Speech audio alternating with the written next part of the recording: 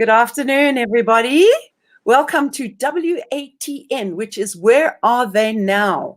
And I'm going to be talking to iconic South African artists and people in the music business, local and international, found out how they came to this point in their lives, and a lives very well lived, I must say.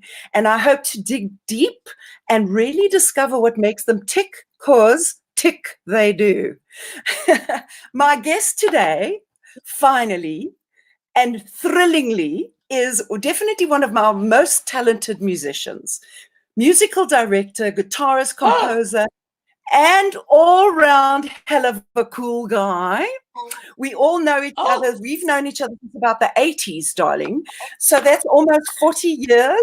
Oh my God, I can't believe it. I'm dying to hear your stories, Ali. A friend, a fellow musician, this man behind the music, Alistair Coakley. Hello. Hello, my doll. How are you? I'm fine, Ellie. How are you? My nerves are free. My nerves also can't take it. Firstly, I've got to tell you before I even just go any further, this little space that we're talking in now is a bragging corner, okay? You're allowed to say whatever you want. You can't be coy. I want to hear about all those places you've been, all those people you've played with. Don't hold back because you think somebody's going to think you're an egotistical bastard, because you're definitely not one of those. No, you know, I mean, I've played with a lot of people and I've written a lot of things, and I know. that's what we do, don't we? That is what we do. But I'm dying to hear all the stories, the awards won, the iconic bands, everything in between. And before I even let you talk, I had my award here, but I've got. You've got awards. You've won awards, darling. I've got to tell you, somebody called for you. Derek Rabin just called me and said, "Hey, say hi to Ali." Who said that? Derek Rabin. Oh, hello, Derek. How you doing, mate? So I need to talk to you about a legal matter. Haven't we all? So take me back. Yes, we all need to talk to Derek about a legal matter. I want you to first take me back to the beginning, that little boy, his fascination with music. How did it all start, El? Well, basically what happened was when I was in England, I had a cousin called Roderick. As one always has a cousin called Roderick, and also as an Auntie Irene. So, and an Auntie Lily. Anyway, Roderick's mum was Auntie Irene, and he used to draw pictures of the shadows. I was even about, I don't know, about 11 or 12 or something. And you know, you'd hear the shadows on the radio, and it became a very, very big thing. And then I came out with my mum to Africa on a ship. There used to be all these Union liner ships called the various castles, and I was on the Ben Dennis castle, and we docked at Las Palmas in the Canary Islands. Canary Islands, named after a dog, believe it or not a canary. Anyway, there's no canaries there. No, it's true. That's a bit of useless information. Anyway, so my mum bought me a ukulele, and I mean, I didn't know how to play it, but I was determined to learn to play it. So I kind of tuned it up, what I thought would sound like a acceptable chord, and then it's kind of messed around with it. And my mother and father were incredibly supportive of me. They bought me this guitar in Mufulira in Zambia, which is where we lived. And let me just go that way. There we go. And they bought me this guitar, which cost £5, which was a lot of money in those days. And I kind of went to one lesson and I hated it. So I taught myself. And then subsequently, as I got better, they bought me an electric guitar, which cost the princely sum of 20 kwacha. And then, yeah. And then, you know, basically what happened, I went to boarding school in Rhodesia. It was Rhodesia that time. and it was very frowned upon to play guitar at our school. So I actually learned to play the flute, and I don't play that much anymore, but I can if called upon to do it. And then the only time that I played in various sort of school bands back in Zambia and all that kind of thing, but it was very fleeting because it was very frowned upon to play guitar at school, so we didn't really do it. And then when I really got into it was when I was at university at Rhodes. And then subsequently, I played with some really good guides there, and I learned a lot. And then I came out of South Africa and went to Port Elizabeth, and it was a very thriving music scene there. And I met all these guys who were like really good. Yeah. Including one that played with you in the initial part of Clout, which was Sandy Robbie and Gary Fenzale and all those guys, came Wally from Cullis. Absolutely. I looked up to those guys were legendary in that time. And I came from Zambia as this kind of sort of greenhorn, and you looked up to them. And what happened in Port Elizabeth was they had a thing called the On the Go show, which was a platform for up and coming talent, and we'd all enter that. And subsequently, I started doing well. I mean, the 1 year I sort of won best guitarist and best instrumentalist 2 years in a row, which hadn't happened. And then it was kind of, well, why don't you go and become a professional musician? And now my late wife, Barbara, encouraged me to do it. And against my better judgment, to be dead honest with you, because I thought, well, there's no future in that. So I'm going to be showing half of myself. Why? Why? That's better. And, yeah. Anyway, so I joined a band called Gate, which was very popular. Yes. They hadn't had a recording career or whatever the case may be, but they were very popular, and I joined them in Pretoria, and I played with them up in Rhodesia, and then we did a long season down in Durban, and then subsequently I went overseas. I came back, they fired me. Because I said I wanted to go join Thin Lizzy. Not possible. Well, I told the late drummer now, he's not with us anymore, Godfrey, that when I go overseas, I'm going to go and audition for Thin Lizzy, because Thin Lizzy were looking for a guitar player, and I thought that I could do it. So I phoned up Thin Lizzy and I said, hi, I'd like to audition for the guitar gig. The guy said, sure, mate. He says, where are you from? I said, South Africa. So the phone just went click down like that. Anyway, when I got back, they fired me. And then I joined a band called Jim Slip, which absolutely became Hotline. Yes. So, and then things started happening, Absolutely. And I started getting into studio work, and the band obviously started becoming very popular. Yes, stay exactly as you are. Just before you continue, I want to tell you there's a whole bunch of people online already.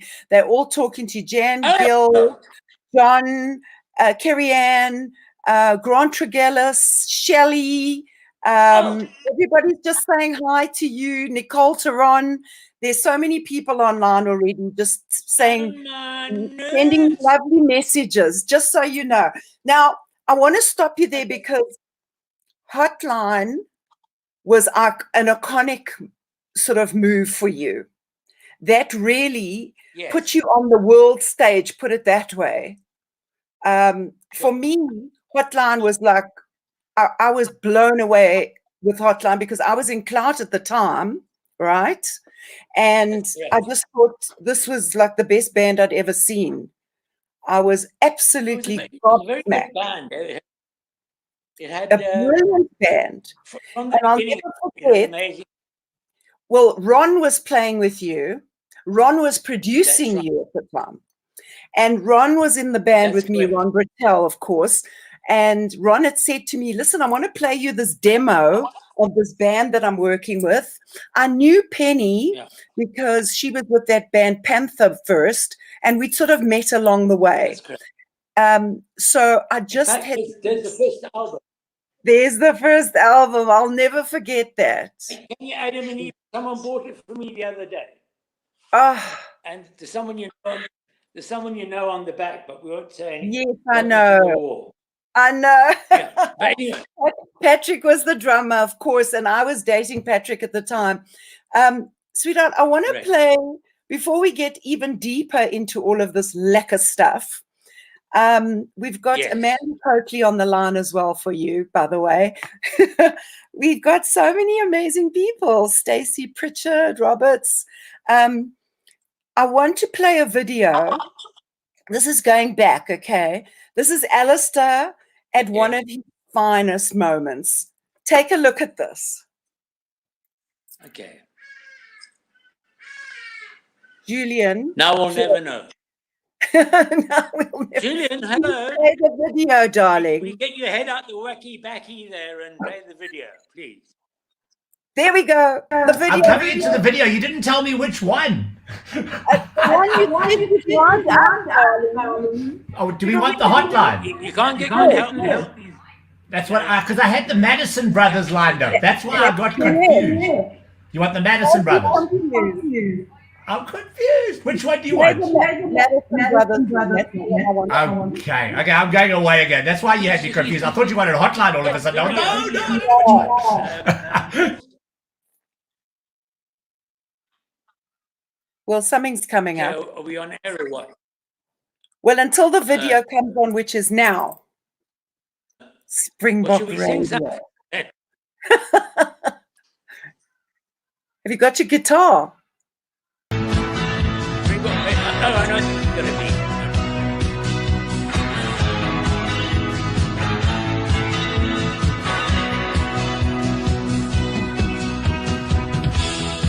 There's a hole in my life, an empty space in my world, and I'm crying over you.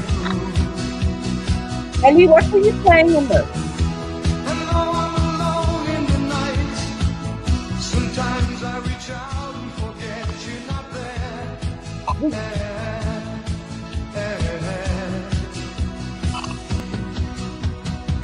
I still hear the ghost of your voice on the wire. I remember Okay. the nights that lasted for days. Awesome. What were you playing in that? What did you play? What instrument were you playing in that? That was that I played on. That would feature the Matheson brothers, who are from PE as well. David, Paul, and Stuart. Yes. And that was actually produced by our dear friend Ron Brattel. So I actually played all the guitars in it. And in fact, the reason why I chose it is because it's got a 12-string guitar on it, which is what you play. And you See? exactly. Thank you. What I did was in the 80s, I played on thousands of recordings, actually. That was one of them. That was a very nice song, actually, a lovely song. And Ron did such a good job of producing it. Myself, Kendall Kay, and George Wolfer, I think, played on the backtrack. Oh, And, wow. but I used to do a lot. I used to do a lot of session work for different artists and things, because in those days that was a kind of rite of passage to get into the studio domain. You know. So Absolutely. I worked Yeah. with all those sort of top session guys that I always looked up to, weirdly enough, and they became my friends as well as compatriots. So As we do. I mean, in those and days. we used to have far too much fun as well. Well, So that was all the those thing. lunatics like Kevin Kruger. Yeah. And Kevin Kruger. I mean, in the studio, these Exactly. people were legends. I used to do sessions as well. And that was like, Yes. I enjoyed so much. Firstly, I was anonymous and I loved that. Believe it or not, being a front woman all my life and be able to do sessions of being in the background was so delightful. All I had to do was sing. I didn't have to be anybody. You know what I'm saying? And, Exactly. you know, and it's just such a different format for an artist to be doing session work. But it is, I mean, some of the, you know, the A-team, we've talked about them for years, you know, the guys that have played on nearly everybody's albums. People don't even know about it. That's why we're talking to these guys. Where are they now? These people have got histories. And Alistair, I'm sitting here with your history. You've worked with amazing artists. You've been in bands. So after Hotline, Let's talk about a bit of that. Okay, well, I'll tell you what happened with Hotline. I mean, the band obviously was very, very successful. I don't know, obviously Jabulani was a huge hit. And Absolutely. it was a band that crossed over. I mean, we played black stadiums. We played the whole of the Natal coast to Indian people.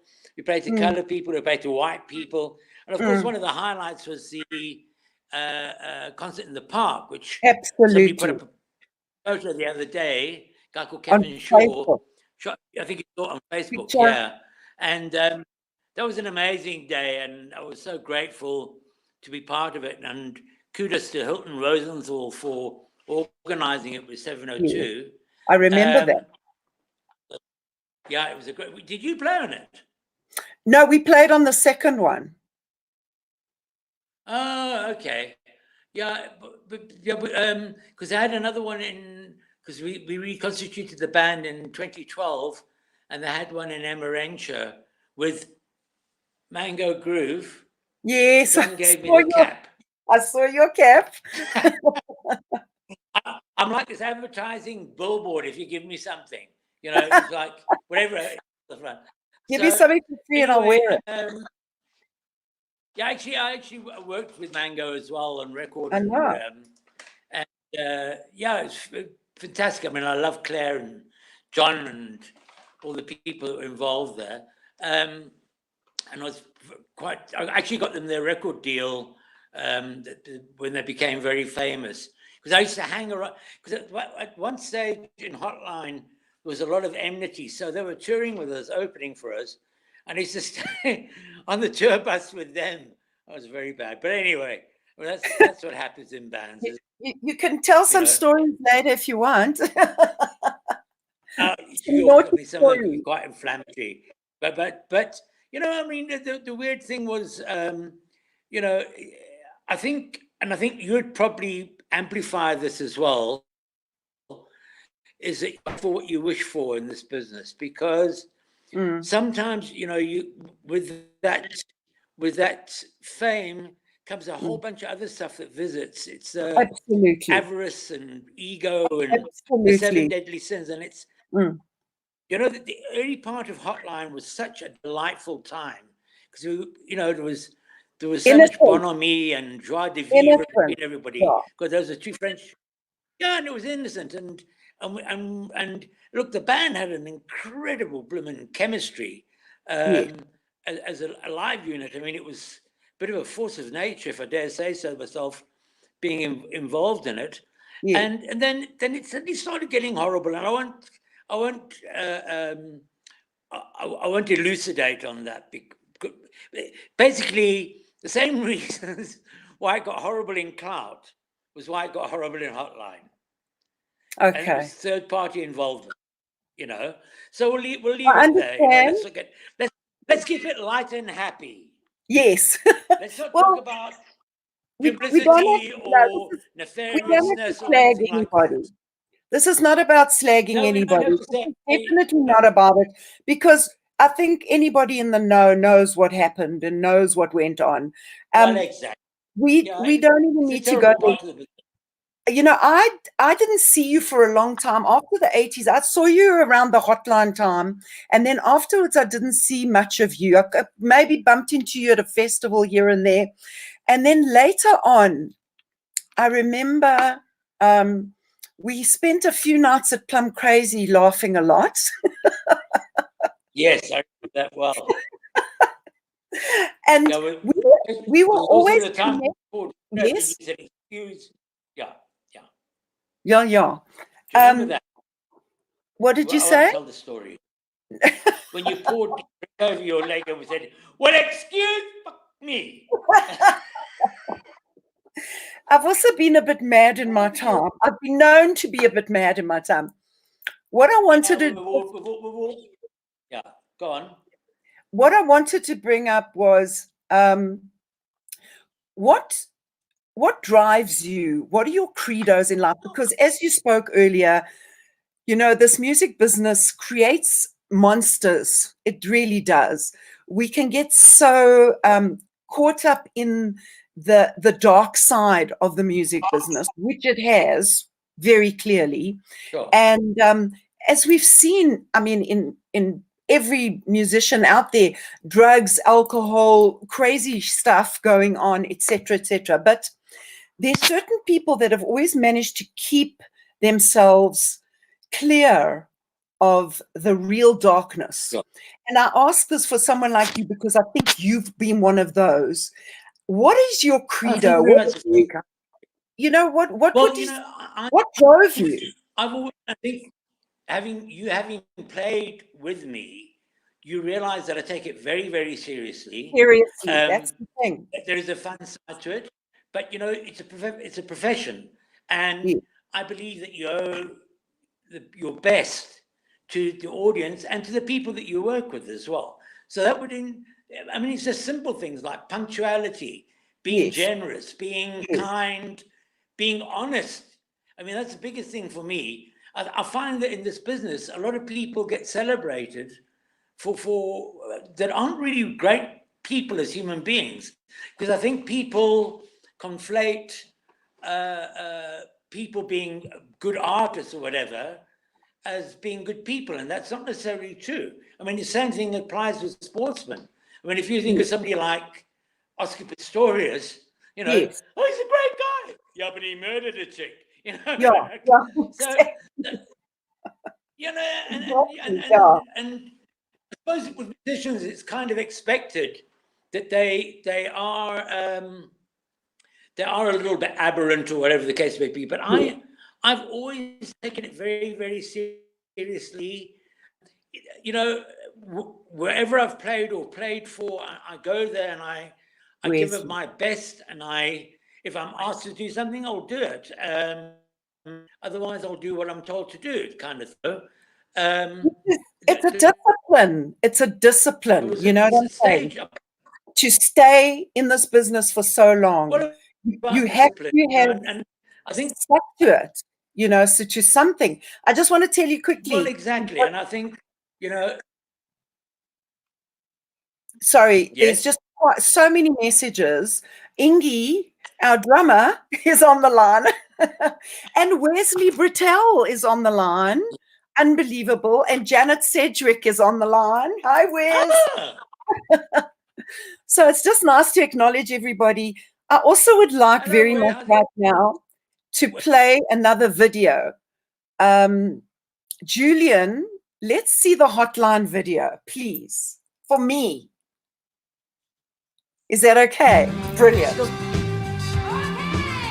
his head stuck in the Woo! shaft bag.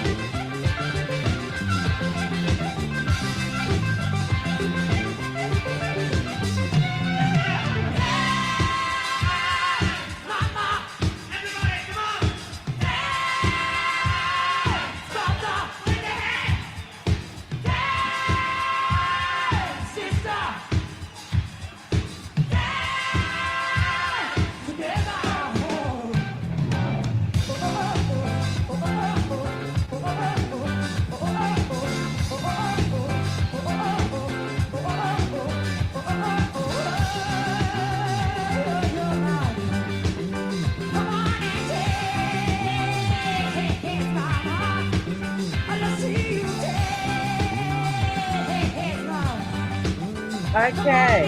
Wow. Woo.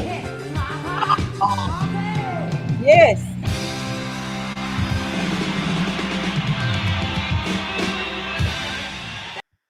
Wow. You know, firstly, I mean, as I said to you earlier, I just loved that band. So my PJ is such a great singer. She just dealt with it. She just delivered it. Jeff Cedric is also on the line saying hi to us. Can you believe Jeff? Wow, thank Is he you. there? Oh, bless his And it's heart. Wesley. It's Singing wiper of other people's buttons. Who else is here? Sorry, I have to put on my The goggles. lady with 3 buttocks. Andrew Coakley is on the line. I will never forget. Oh, my baby, my first. Your baby boy is on the darling. line. Oh, isn't that cool? He's a baby boy of 46 years old now. I know that, but that's still your baby. He's Alistair, my baby. He's my firstborn. So Jeff is on the line. I love seeing all these names. I'm just so thrilled that people are tuning in and listening to this. When I went to live in America, you were still here playing with bands, doing your thing. When I came back, I remember you and I went on a road trip together, and I had not seen you for a long time. And I remember you said you'd give me a ride to Shishlui. I was going to go and visit a friend. And what happened along the way is I got to know Alistair Coakley properly for the first time ever. Because before that, as I said, we'd been in the music biz together. So it's, tequilas, It's so mad. It's not like genuine connection. You know what I'm saying? And we had this road trip together, and we had this genuine, amazing connection. I got to know you in 8 hours. I think it took us there and back. Yeah, and I will never forget that. Bradley was in the car with us. Brad and I picked up at about 4 in the morning in Sunning Hill. And the next minute we were in Shishlui, you know. It was like we were just talking all the way. And it's because we were aligned. We had an alignment of thought, you know. And I always believe in that. I think we've both grown as well, you know. Yes, we had. That was what I wanted to bring up, because from being that blah, blah, blah, to suddenly being people that were, hey, I can really have a conversation with this person and tell them who I am. And we told each other who we are. It was just, I'll never forget that. Talk about some life lessons that you learned. What brought you to that point where you were like this different human being? Well, I think, you know, the old adage of you can't put an old head on young shoulders is so true. Yeah. That when you're younger, there's different things that drive you. And I think what happened as I went through, and what happened was at the end of Hotline, I ended up playing with Stimela for a bit. Yes. And touring overseas them and playing, you know, with various people. Then I got into doing commercials, which was the way, which was the best way to kind of make a living at that stage, rather than playing in bands and stuff like that. And to be quite honest, at that stage, I kind of got a little bit tired of playing all the time. Look, I do enjoy doing it now. Yes. But there was a time I thought, you know, let's go on and do something else. So I actually became a production company and did quite a few commercials. That's right. And I think that also was kind of, I got involved with the 1995 Rugby World Cup as well, where I did the musical direction for the opening and closing ceremonies. And that was a huge, huge job. That is huge. Which is kind of, it took, you know, I think I'd been leading up to that place, actually. Yeah. And what you know, I count myself very blessed, because when I think about what my musical career has allowed me to do in terms of being there at the opening and closing games at Ellis Park, playing at the presidential inauguration with President Mandela, Wow. and some huge events. Well, and the concert in the park, of course. You know, so and Yes. that was kind of that was my workaday thing, and of course getting involved in commercials. I really enjoyed that. I enjoyed the interaction with some really good creative people. And Yes. that also has its dark side to it, but generally it was a very, very productive part of my career in terms of you know, it put my kids through school. So that was Wow. the one big And advantage. you were Yeah, using well, all you your know, talents as well, Alistair. You weren't just being the musician, you were being the composer, you were well, being exactly. you know, the Well, you know, the thing was, musical director, I never all wanted. those things that I Well, I mentioned. didn't. Yeah, I didn't ever want to just be a guitar player. To be honest with you, Okay. the guitar playing was a conduit. You know, I wanted to be an arranger, and I can arrange. Yes. I don't want to sound boastful, but I can arrange for full orchestra or horn section or whatever, and I have done that. So, Yes. and it was something that I aspired to do, rather than just being a guitar player and being kind of one-dimensional, and being a musical director, directing choirs, or all that kind of thing. So, Which is and I think spectacular a work. big part of that was, well, exactly. I think you gather more arrows in your quiver as Absolutely. you I go love along that. through your career. I would Yeah, like to also play. I keep having to disturb you, darling. I'm sorry, because I want to get all these things in. And I love this okay. ad. Please, Julian, play that ad that nobody knows about that Alistair did. Okay, if it involves a motor car. It involves a motor car.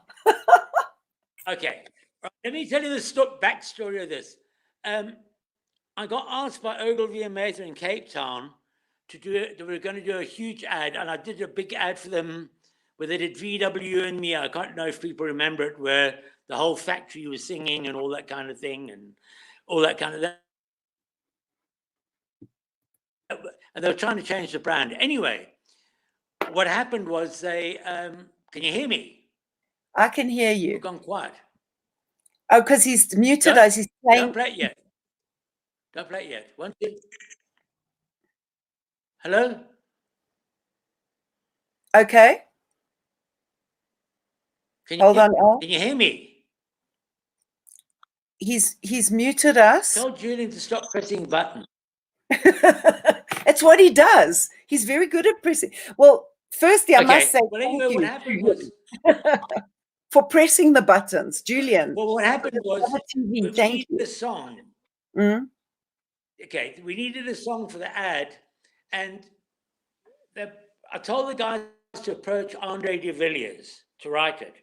Now, Yes. Andre is a fantastic songwriter. I mean, he's probably written one of the greatest songs that's ever been written in South Africa, which was How It Feels to Be Alive. And him and I did that for a NetBank commercial. Anyway, he wrote this song called Memories. And I went around to his house in Camps Bay and he played it to me and it was like, ah! And what I did was I changed the guitar intro that you hear because I wanted it to be, people would be having a cup of coffee and they'd hear it and they'd go, oh, it's the most fucking ad. And then you had a whole song bit in the middle, and I'll make it more kind of. So what I did was I got Tony Drake to play what you call a harpsichord solo. Then I wrote strings, and I got a guy called Mike Blake to play a solo that I wrote out for the Bach trumpet. So it gave it like a Beatlesque kind of feel. Because I thought it's got, if you see it, it's all hippie and all that kind of thing. So, and then of course it had the glorious Cape Town Cape Town Symphony Orchestra that I wrote the strings for. And it's something I was really proud of doing. And I think we should all be very proud of it as probably one of the iconic South African ads. Now play it. Play it, Julian, play it. Go on, Julian. I remember the days of my life.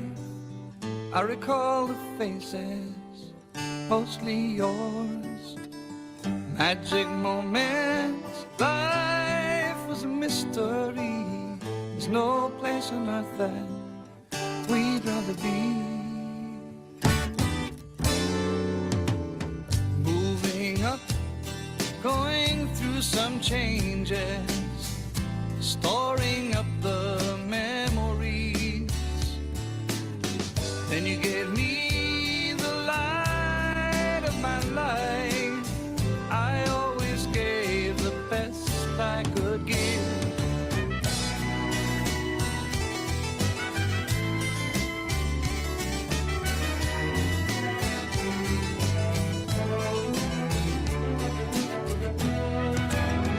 I remember the days of my life. I recall the faces, mostly yours. This is my life, and I'm passing on the memories.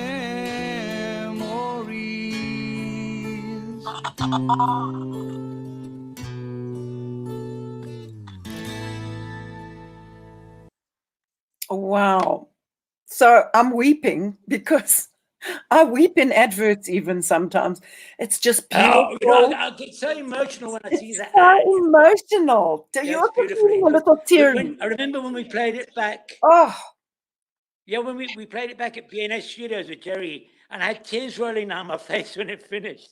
'Cause, yeah, you know, it's it's so weird because you kind of get emotional. so involved in it when you're writing all the blooming strings and all that kind of thing, and all And the those bits. And then story. you listen to it and you go, ah, yeah. And then when you see Well, it you know, with the interesting enough, the last storyboards. guy, yeah, the last guy that gets the keys is the late Dave Pollickett's son. Which one? Michael? Did you know that, Brendan? Brendan. I know No, Brendan. Brendan. Oh, he The lived guy who goes, yeah, overseas. he gets the keys. That's Oh my Brendan Pollickett as a God. little boy. Oh Can my you believe God. it, And I'm eh? going to And of course, mention it to them because I see them. That's so crazy. yeah, Ellie, tell yes, me, and so, yeah, go on. besides, music, what do you love? Well, you know, I've developed, unfortunately, rheumatoid arthritis.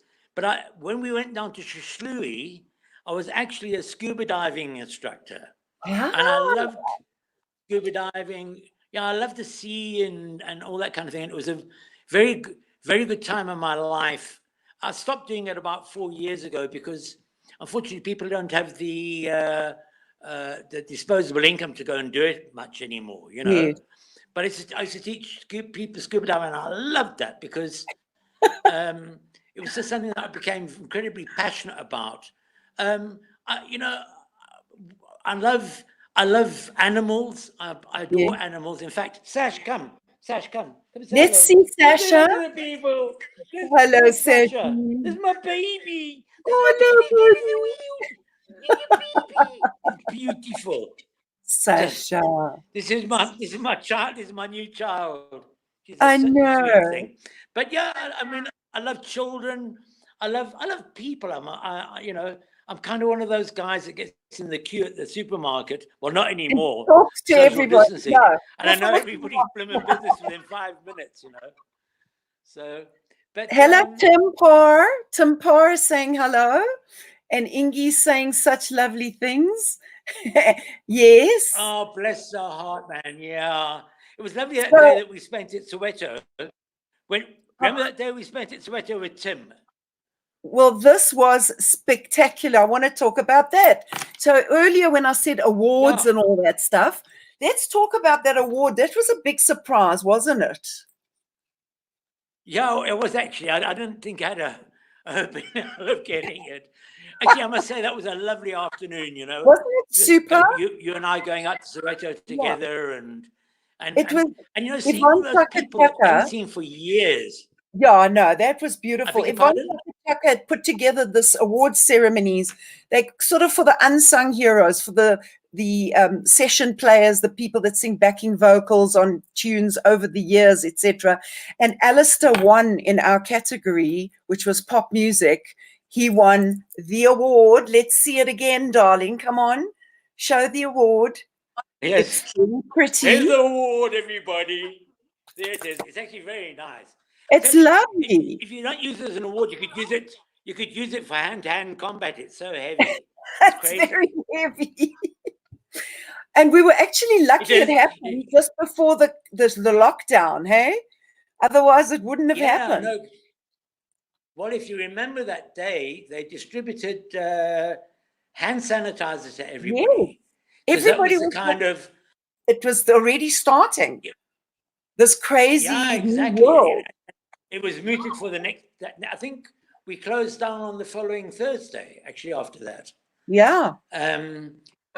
But yeah, that was before the Rinderpest, as they say.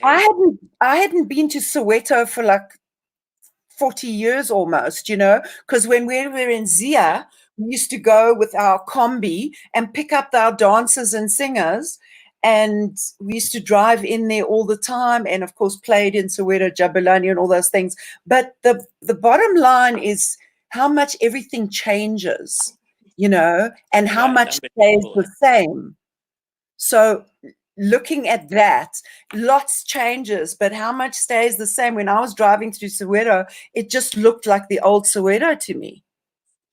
Absolutely. And in fact, I mean, you know, I can honestly say that I've probably played in more townships around South Africa than most black people have been into. In fact, in Soweto, I played at Mafolo Park, Orlando Stadium, I mean, Jabulani, every second weekend, you know, and everywhere all over the country. And it was such a wonderful time. And as I said in that speech, when I got to, surprisingly got the award, I said, it's a time that, you know, that musicians were as one, even despite apartheid. And absolutely. We kind of reached hands across the barrier before it became law to do it, you know.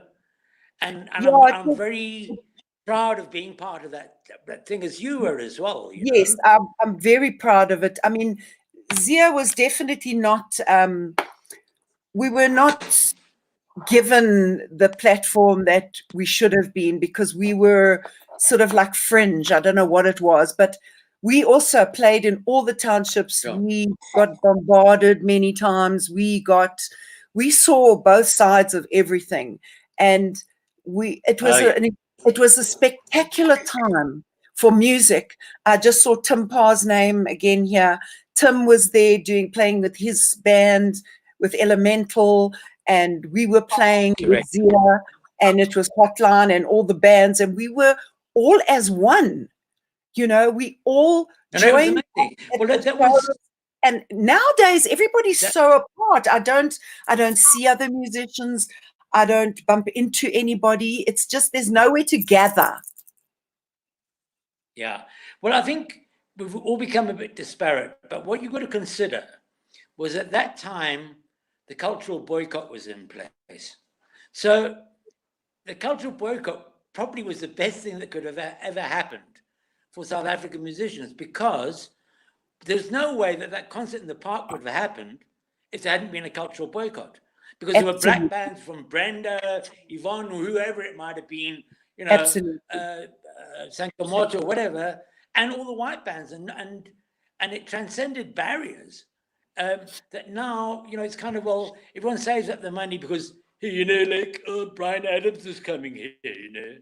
But whereas back in those days, there were all those festivals every single weekend, you know. Well, and it was an incredibly vital time for South African music, you know. But let's be real clear and honest right now, that I don't believe that it's going to come back for a long time. At this point, I don't believe. I think those days are over. I don't know how the music business and the music industry is going to recover from this COVID lockdown situation. I mean, I was talking to my friend Rolf, a message now from Germany, and I was talking to Andreas, who's my record company in Germany, and he was saying they've cancelled Oktoberfest. I mean, how can you cancel Oktoberfest? That is the biggest thing in Germany, and they've cancelled Wacken, which is the biggest heavy metal festival in the world. They've cancelled all of this. Glastonbury is cancelled. Here locally, of course, we can't. you know, Splashy Fen is gone. We were going to play there. I wanted to talk about that next. And Strab, I was due to play at both of them, and they are cancelled. And this is such a blow for musicians at this point. Where are we standing right now as musicians right now? Well, you know, it's a very uncertain future. And in fact, you know, I'm going to say something that's probably quite contrarian, but, you know, in terms of being honest, the 80s were the halcyon days of South African music. There was no doubt about that. Yes. And subsequently, I've seen it's diminished. There's no doubt the amount of venues that you can play at, all that kind of thing has diminished. And whether that's a case of people have got less kind of money to go and spend, or people can't afford to keep venues open and pay bands what they should be. I mean, how many venues were there in Johannesburg where a full band could play? Very few. You know, when you and I played in Clown, there's very few venues that you could play at. Well, that's what I wanted to bring up. Yes, of course. I wanted to mention that about 2 years ago, I think, it was Clout, it was 2018. We started a bit earlier than that because it was the 40th anniversary of Substitute being released. Okay. And I remember asking you to join Clout because sadly, Sandy Robbie, our lovely guitarist, lived in PE and was a guitar player. Yeah. Fantastic guitar. Sandy Robbie, like a legend in his own lifetime, seriously. And you stepped up to the plate and you've been playing with Clout up to now. Sure. Which has been it was a great time playing with Clout. I mean, listen, you know, playing with Clout, you're playing quite a auspicious pad, aren't you? I mean, you know, that was kind of, you know, one song after the other. It's like, here comes another hit, here comes another hit. Oh, no, it was like that. And a lot of people don't know this. The song we started the set was Since You've Been Gone, which was written by Russ Ballard, which was given to Clout first before it was given to Rainbow. Exactly. Nobody even knows about that. There's a lot of stories like that. But what I wanted to mention was, you know, and not because I was the member of Clout, but there's a magic about Clout. There's some kind of magic when we play. I mean, when we played at Lush Festival that bloody night, I was gobsmacked. I mean, there were kids. There was the age group was between like 18 and 30, maybe 35. There were a couple of older people, but mostly it was a young crowd, and they went ballistic.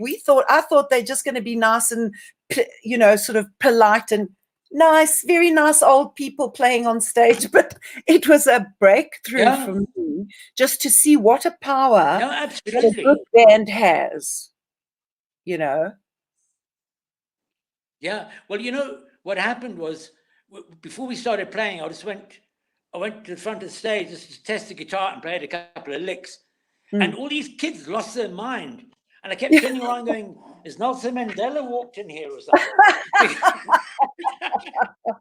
No, it wasn't. And like, and every time we played a solo, they went mad. Oh, no. How crazy that is. No, it was fabulous. You know, it just shows how enduring that music was, because they had listened to that music when they grew up and their parents had played it. Absolutely. Julian, I wonder if you have any footage on that. Do you have some of that Lush footage, Jules? If you do, let me know. Send me a little hello or whatever. If you have it, I'm coming in because I have literally spent the last 20 minutes searching every single hard drive I own in my house, and I have found something for you. And sorry, I had to jump in, but guys, are you ready for this? Are you ready for this? I'm going to go away and let this play. Woo! My darling.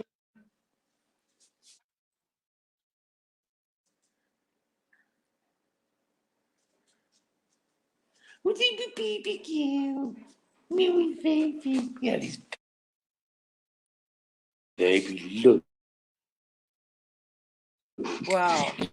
You know, Alistair, I love it.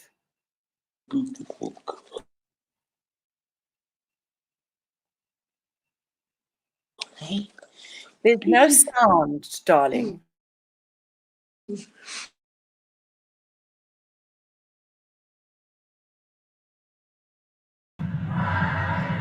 Is there no sound, Sind?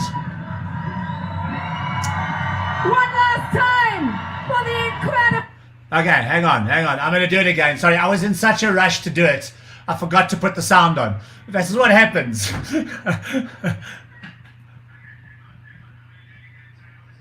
Okay, here we go. I think we should try one more time, and you've got it. Okay, so we're going to do that again. I apologize. My bad.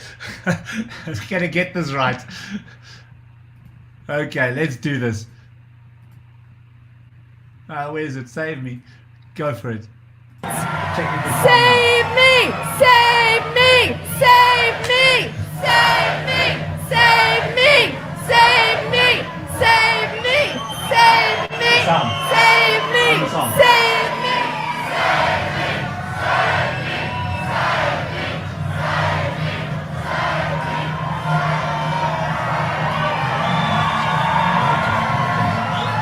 Cindy says no. You'll have to deal with me. Save me.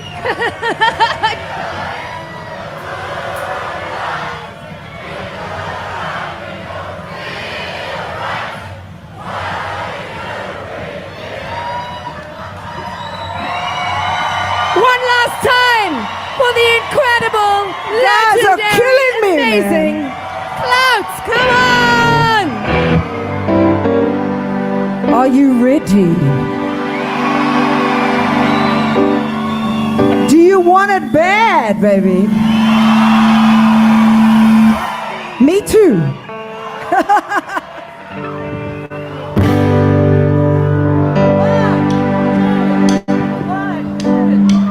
Save me, take me away to the moonlight. The people around me don't feel right. What do we do? Save me, let's get away from the action. You're the only attraction. Take me away from here. Well, the party's on, and one by one, the cars arrive and the people come. And I wonder if there will be anybody here alone. Another married guy tries to catch my eye. Should I smile or should I sigh? Then you walk through the door and I saw that you were all on your own. Save me, take me away to the moonlight. The people around me don't feel right. What are we doing here? Come on, save me.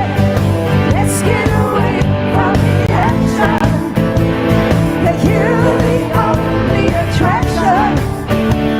But take me away from here. We slipped away without a single word. No one saw and no one heard. 'Cause we both agreed that it just wasn't worth it to stay. I went cold and hot. Should I go or not? You grabbed my hand and I couldn't stop. And I left and you smiled as we left and drove away. Are you ready? Save me, take me away to the moonlight. The people around me don't feel right. What are we doing here? Come on, save me. Let's get away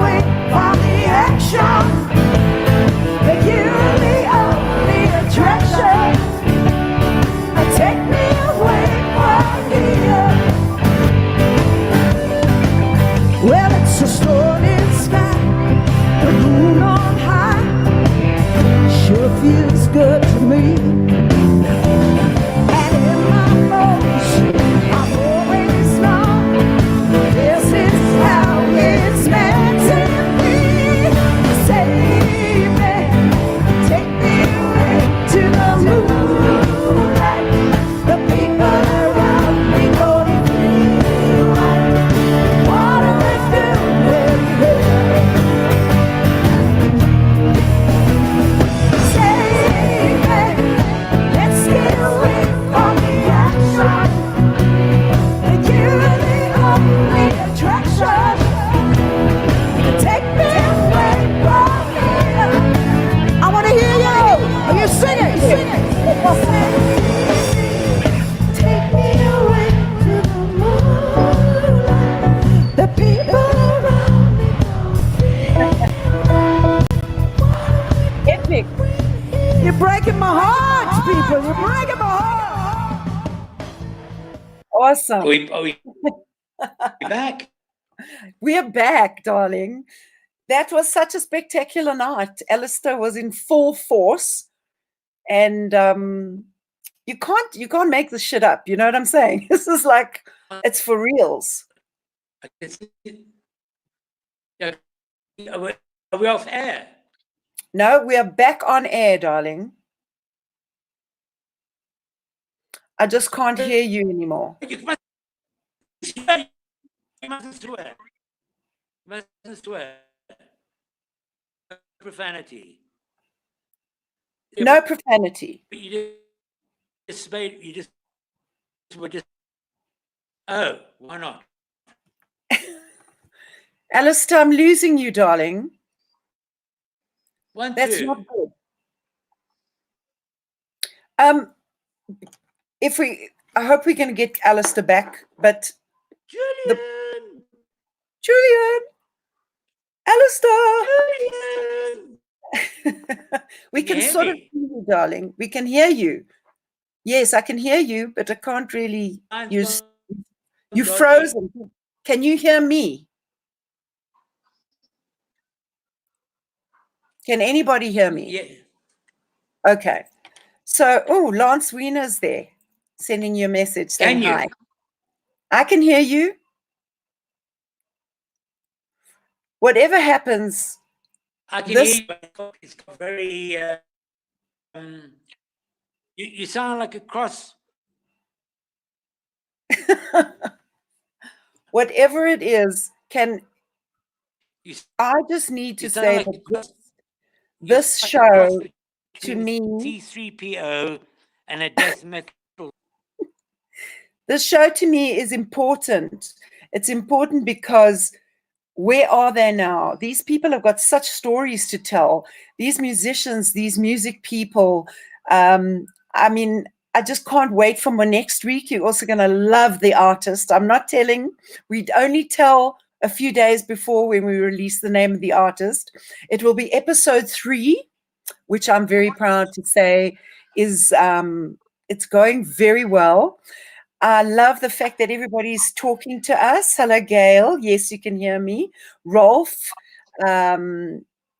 I'm trying to see some of the names here. Lance, yes. As long as you can hear me, that's great.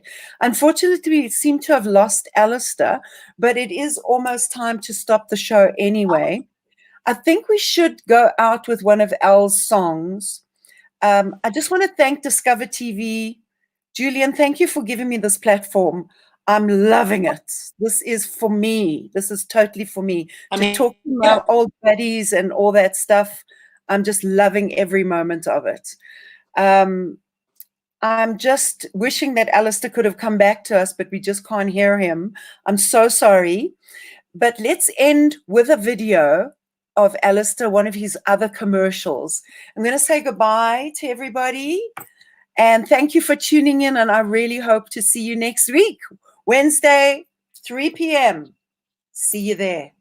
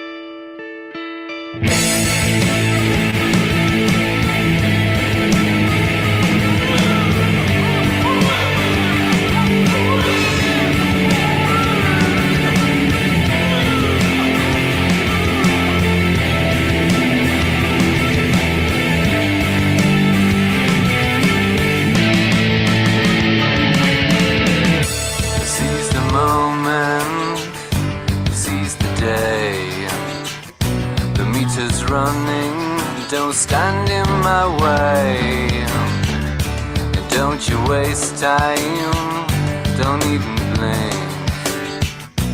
Make it count now, life's quicker than you think.